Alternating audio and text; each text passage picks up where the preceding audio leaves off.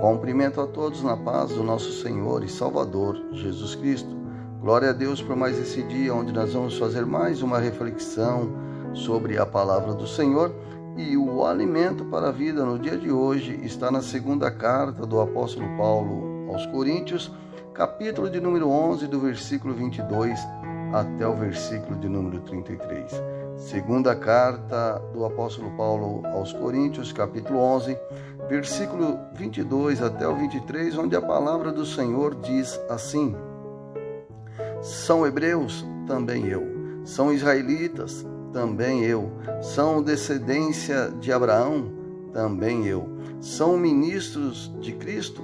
Eu ainda mais. Em trabalhos muito mais, em açoite mais do que eles, em prisões muito mais, em perigo de morte muitas vezes. Recebi dos judeus 5 quarentenas de açoite menos 1.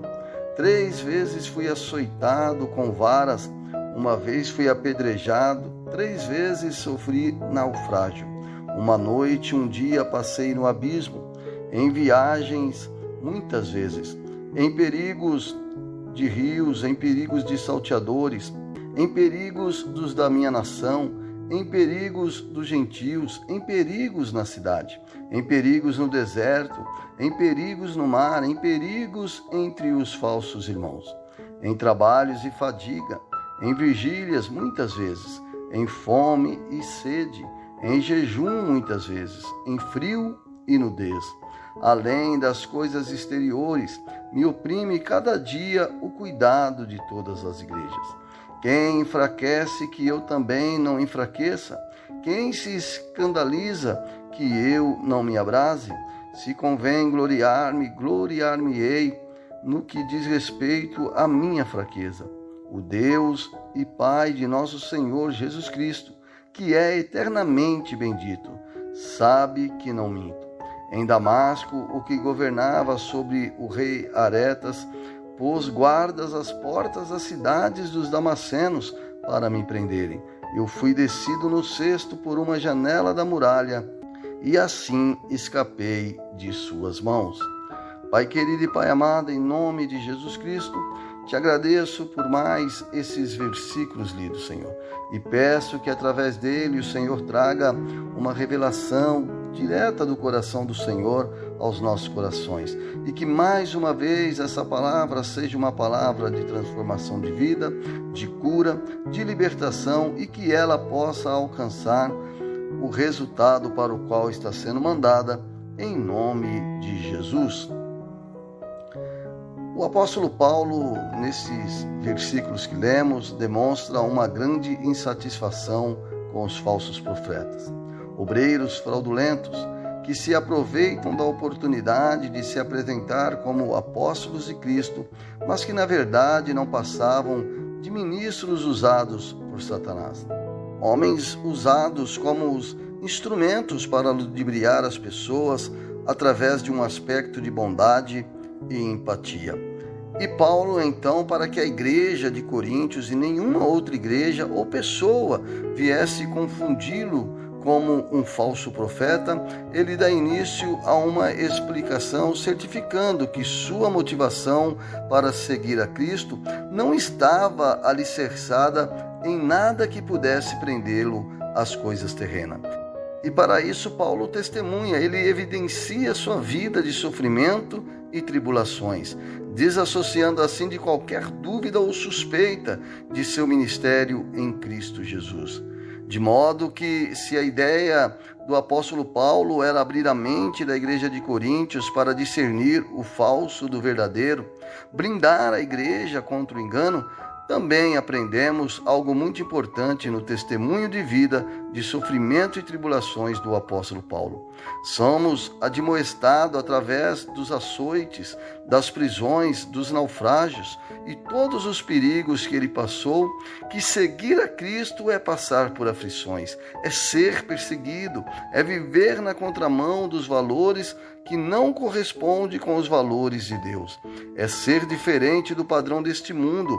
O próprio apóstolo Paulo escreveu na carta aos Romanos, no capítulo 2, de versículo 2, que não devemos nos conformar com esse século, mas que devemos nos transformar pela renovação das nossas mentes para podermos experimentar a boa, agradável e perfeita vontade de Deus. Paulo conseguiu chegar em um nível de entendimento que fez com que ele compreendesse o propósito de Deus em seu ministério e em sua vida como cristão. Ele sabia que a sua devoção a Jesus não era motivado por nada que ele pudesse criar como bens para usufruir aqui na terra.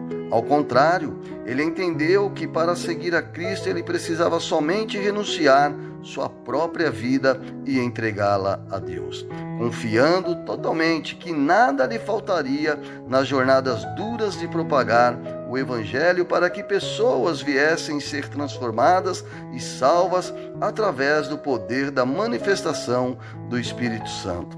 A preocupação de Paulo após o encontro que teve com Cristo na estrada de Damasco, que o levou à conversão ao cristianismo, já não era mais perseguir cristão, ser reconhecido como alguém que estudou aos pés de Gamaliel ou até mesmo como um grande fabricante de tendas, mas era pregar o Cristo como Salvador a todas as pessoas, como podemos ver em Romanos, capítulo de número 10, versículo de número 9, quando ele diz assim: a saber, se com a tua boca confessares ao Senhor Jesus e em teu coração credes que Deus o ressuscitou dentre os mortos, serás salvo.